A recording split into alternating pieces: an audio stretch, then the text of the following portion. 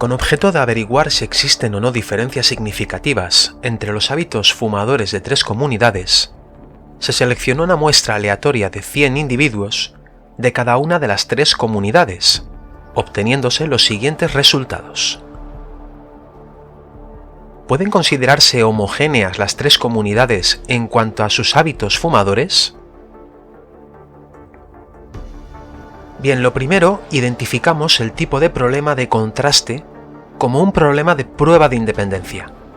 La razón por la que es así es porque en este caso, y a diferencia de las pruebas de confirmación, aquí no estamos verificando si las observaciones de una muestra se ajustan a una ley o modelo dado, sino más bien si las diferencias en las observaciones respecto a una o varias variables entre diferentes poblaciones o muestras determinan que dichas poblaciones son diferentes respecto a esa variable, o si por el contrario, se comportan de manera similar respecto a la misma. Esto lo que implica básicamente es que las poblaciones de estudio se comportan de forma independiente o no respecto a la variable que estamos estudiando. Para hacer esta clase de contrastes de hipótesis se hace necesario elaborar lo que denominamos una tabla de contingencia. Consiste en una tabla de doble entrada donde ponemos la variable de estudio en una y las poblaciones o muestras donde estamos estudiando dicha variable en otra entrada. En los márgenes quedarán los totales de observaciones o individuos, los cuales serán importantes para poder calcular los valores esperados de la muestra, si las poblaciones se comportasen de forma independiente. En el ejemplo, la variable de estudio es determinar si el número de fumadores es o no independiente de las poblaciones de estudio. Las poblaciones o muestras serán las 3 comunidades donde hemos hecho dicho estudio. En este sentido, las hipótesis de partida van a ser las siguientes. Como hipótesis nula, la proporción de fumadores y no fumadores son independientes a la población de estudio, es decir, saldrán las mismas proporciones con independencia a la población de estudio, es decir, las poblaciones son homogéneas. Como hipótesis alternativa, la proporción de fumadores y no fumadores no son independientes a la población de estudio, es decir, saldrán distintas proporciones en una o varias poblaciones respecto a lo que esperaríamos, es decir, las poblaciones no son homogéneas. Dicho todo esto, vamos al cálculo. Haremos una tabla de contingencia con los datos ofrecidos por el enunciado. Y aunque el enunciado no lo muestre, es de vital importancia que añadáis una fila, columna o ambas en los márgenes para poner los totales tanto por fila como por columna, como el total de individuos. Una vez puestos los valores observados y los totales, calcularemos los valores esperados tratando a las muestras como si fueran una sola, es decir, como si el hecho de estar en la comunidad 1, en la comunidad 2 o en la 3 no importe a la hora de establecer la proporción de fumadores que se esperaría según los datos observados. Para ello, simplemente multiplicaremos cada valor marginal para cada casilla de observados y lo dividiremos entre el total de individuos entre todas las muestras.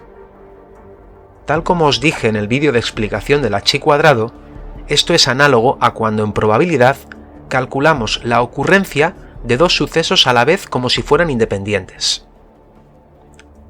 Si el enunciado no nos dice nada, el grado de significación o valor crítico lo fijaremos en 0,05, es decir, el 5% de la distribución de probabilidad. Este es el estándar, y si no nos dicen lo contrario, por defecto usaremos ese alfa. Ahora, antes de calcular el valor del H cuadrado, calculamos el número de grados de libertad. Al ser una prueba de independencia, contamos el número de clases o variables para cada entrada, dado que usaremos ambas con el fin de estimar el número de grados de libertad mediante la fórmula que veis en pantalla. En este caso, 3 clases o muestras, comunidades 1, 2 y 3, y 2 clases o variables, es decir, fumadores y no fumadores. Ahora le restamos 1 a cada una de ellas. Con ambos datos completaremos la fórmula y resolveremos el producto de los grados de libertad de ambas entradas. En total, nos arroja un valor de 2 grados de libertad. Bien, ahora calculamos el valor de la chi cuadrado. Recordad que es el sumatorio de cada valor observado menos su esperado al cuadrado partido por el valor esperado.